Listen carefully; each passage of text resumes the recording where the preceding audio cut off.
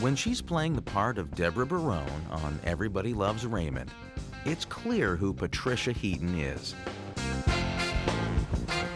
She's the Emmy Award-winning co-star of one of television's most popular series. You know, she's a terrific actor, as everyone knows, and 2 Emmys. Thank you. Everyone loves Patty. Thank you. Oh, that's so great! But did you know she's also the mother of 4 small boys, as well as a celebrity who's not afraid of stirring up controversy, whether the subject is politics, morality, or herself. She's very outspoken. Sometimes she goes along with the Hollywood, and then sometimes she is, you know, decides, no, this is not what I want, I'm going another way. Action! We're on the set of Everybody Loves Raymond, the hit comedy that millions of people watch every Monday night on CBS. Now, who are you? You guys are from where? This camera. A&E. A&E. You're doing a biography on who? Patty Heaton. Patty, you know the A&E biography? Yeah. I don't know if you clap, it's the crack years. He's Ray Romano, the guy they named the show after. You know, Everybody Loves Raymond. But Ray will be the first to tell you he's got top billing, but Patricia Heaton, who plays his wife Deborah, is the one who makes this show tick. Did you sleep with his wife? If I did, she would like it. Yes, she would. You know why? Because you're super hot. You know, a lot of people think that it's this family that revolves around me, when it's really around her. She's constantly there to tell me how it should be and to straighten me out. And not just Ray. There's a whole family of Barones that Patricia Heaton has to keep in line, from Raymond's domineering mom and combative father to his brother Robert, who's just this side of lunatic. You know, it's easy to get lost around the Barones, you know what I'm saying? So she's really the straight man, but many times, you know, gets some of the biggest laughs. Oh, all right, good, thank you. Oh, honey, I'm sorry. I'm sorry. No, I love your nose. It's not a curse to me. It's super hot. She gets more laughs and generates more star power than anyone imagined when the show first went on the air. When they dreamed the show up, the focus was Raymond. The role of his wife was very much a supporting role. This was his career, his life, his family. He was a stand-up comedian. She was just there. Until Patricia Heaton showed what she could do. Halfway through the first season, in 1996, they discovered that this girl could really act. The first time we needed her to cry on camera, you know, that's a very hard thing to do because you want to believe she's crying, but you're doing it for a laugh. Come on, relax, stop. Stop, you're reacting to Not only did she cry, she did it like a Hall of Famer. And it was hilarious. I think the crying was a surprise because that's a rare skill and a talent to have. Being able to cry funny is a great talent. Mary Tyler Moore has. Heaton even delivers Emmy Thank Awards. you. In 2000, she won the first Emmy the show ever got, and then won again the following year. Ray didn't get his till 2002. Oh, thank you. Listen, I just want to thank God for thinking me up. And my mother for letting me come out.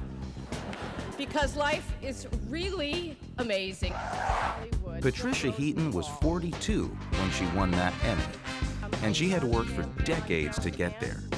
Without question, Patricia Heaton was born to be an actress.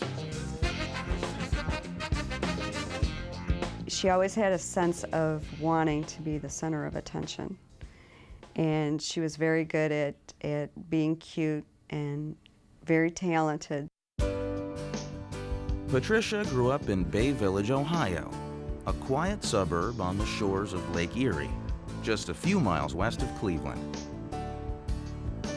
She was the fourth of Chuck and Pat Heaton's 5 children. Bay Village was the sort of place where people didn't lock their doors, where kids could play on the street, and moms never had to worry if they were safe. Bay Village, I always call it Mayberry. It's quaint, it's small. It was all about growing up in a bedroom community by the lake. It was really idyllic. Midland Road in Bay Village is the peaceful street where Patty lived. That gray house is the house that I grew up in. This is the house that Patty grew up in. Played together every day for many, many years. We were buddies. Life was so secure for Patricia and her pals that Midland Road was a stage, and Patricia's dreams were the magical dreams of musical theater. Heaton's had all the albums, all the soundtracks to all of the musicals, so we could memorize all the songs and sang them, made everybody listen. I taught all the neighborhood girls the entire score from Oliver, and we would perform it regularly on various playgrounds.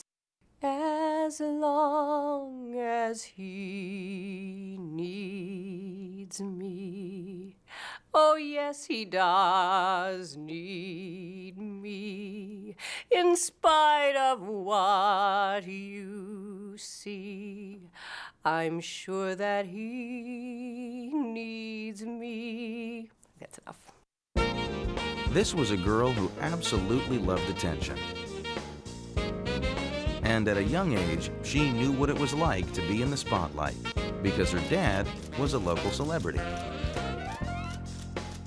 Chuck Heaton was a sports writer who covered the Browns and other Cleveland teams for 51 years, and he was one of the best in the business.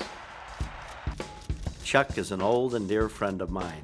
Chuck was the columnist for the Plain Dealer, much respected, and much respected by me. He wrote a column that everybody loved to read. Patricia had a strict Catholic upbringing, which would later contribute to her adult stance on abortion. It was her mother who introduced her to God. I can still picture her mom crossing the street, coming toward our house, and turning to go to the corner to go to St. Raphael's to go to Mass every day. And yeah, they were a very devout Catholic family. I have never known a life that wasn't centered around God.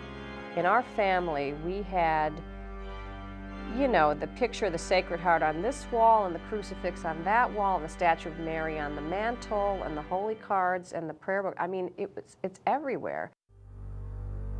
Patricia, who was close to her mother, had a very happy childhood until January 1971. But her life suddenly changed on a day that started like many others, with her mom getting Patricia ready for Catholic school. One morning when I was 12, got in my uniform, had breakfast, kissed my mother goodbye, walked to school, came home at lunchtime, she wasn't there. One of the neighbor moms came out and asked Patty and her little sister to come over to her house for lunch. And so right away we knew something was wrong because our moms were always home when we would go home for lunch. It turned out that something was dreadfully wrong. While Patricia was at school, her 46-year-old mother suffered a massive brain aneurysm and was rushed to the hospital. But all they told Patricia was that Mom had gone for a checkup. I knew there was something odd, that there was something really off. And it was one of those things where for 4 days, I wasn't really getting information. Until one afternoon, when she walked home from school and everyone finally had to stop pretending. There were all these people, the house was packed. And my dad called me and my little sister upstairs and told us that Mom had died. And that sort of opened this floodgate.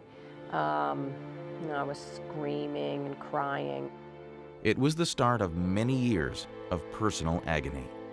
You know, I don't remember feeling dependent on my mother or realizing how dependent I was on her until she died. I cried a lot at night in my room when nobody could see me or hear me. I would sort of put my pillow over my face. That went on for a long time, and there was a lot of depression and headaches and nausea and, that would last for days. The best way she found to escape her troubles was to get in front of people and perform. I was amazed to hear her sing. She was the feature singer with our jazz band. This little bitty person, you know, with this really kind of strong voice was really surprising for me. At Ohio State University, Patricia tried a major in journalism, her dad's profession, but decided very quickly that it wasn't for her. She switched her major to theater, and when she graduated, she decided her future was not in Ohio. I knew things were going on in the rest of the world that you just wouldn't experience in Cleveland, and I wanted to find out what those things were and be a part of it. Patricia packed up and prepared to move to New York, even though her father was dead set against it. To Chuck Heaton, acting was not a profession. He was convinced she'd be better off in Cleveland, getting a real job. He was disappointed, I know for a fact, and he tried to tell her that, and she said, that was sort of really when she became independent and an adult, because she told my dad, this is a decision I've made and I'm going to follow it. Arriving in New York in 1980, Patricia was bright-eyed and eager, certain she was going to make it in the big time. Yet the Ohio-bred performer was in for a rude awakening.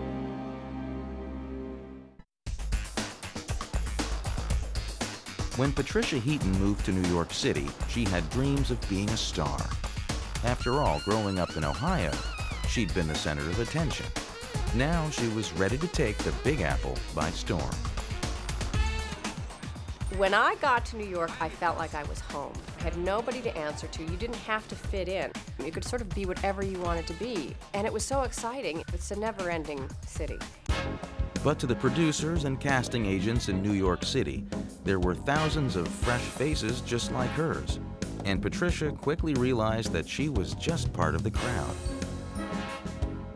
New York in the 70s and in the 80s, probably even today, it was like a giant conveyor belt. Aspiring actors and actresses arrive every day, and that's what she faced. Patricia had plenty of determination, but determination wasn't going to pay her electric bill. She supported herself with any job she could find. They included running the copy machine at People magazine, modeling shoes, proofreading at Morgan Stanley, and even scooping ice cream. Her brother, who also lived in New York at the time, remembers one job in particular where he had to come to her aid. She was a singing waitress at some Italian restaurant where between orders she would, supposed to sing either Broadway show tunes or opera songs, I forget. And the manager of the restaurant, getting fresh with her, and I had to go down there and punch the guy out. As bad as this sounds, it wasn't her lowest moment. I had lost a restaurant job. I had gotten fired from hostessing. I remember walking down the street and I was talking to myself out loud. And I was saying, what am I going to do?